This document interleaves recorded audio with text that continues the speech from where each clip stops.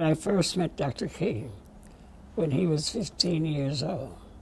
In my lifetime, I had never sat with a 15-year-old who had done so much to analyze his own thoughts and as he was trying to determine whether he wanted to enter the ministry, education, or law. His analysis of each one was just overwhelming. And it was a pleasant conversation. And I won't tell you that I predicted anything. I only thought about what it meant to sit with a 15-year-old who had thought through what his contribution could be in each of these. I don't know the word counsel is the right word, but I have known really every president since President Roosevelt. Every president who has been in office since the King holiday has been established has had some kind of activity. I have been there for every one of them. I don't feel that every time he speaks, he has to identify himself with it. We understand who he is, and he understands who he is.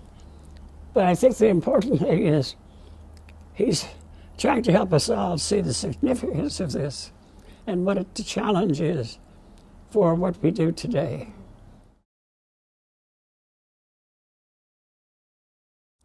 I spent 30 years working on the issue of race.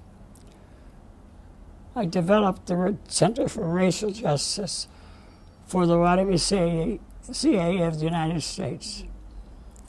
And what I learned about it is that many people will talk about people of different races, but they will not talk to people of different races.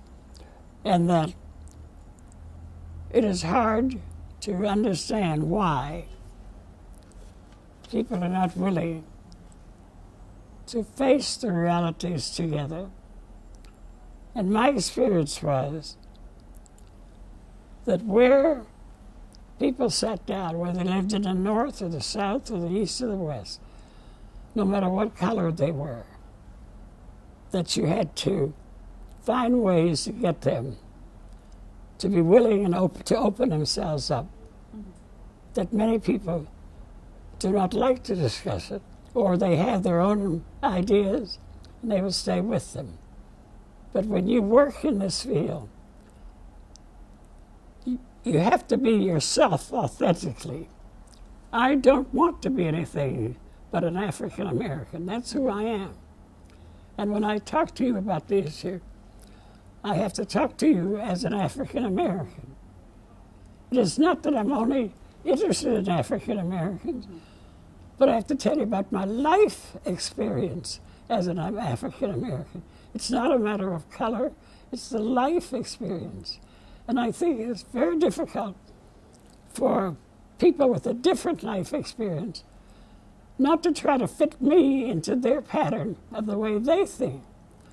They see everything from the angle of which they are.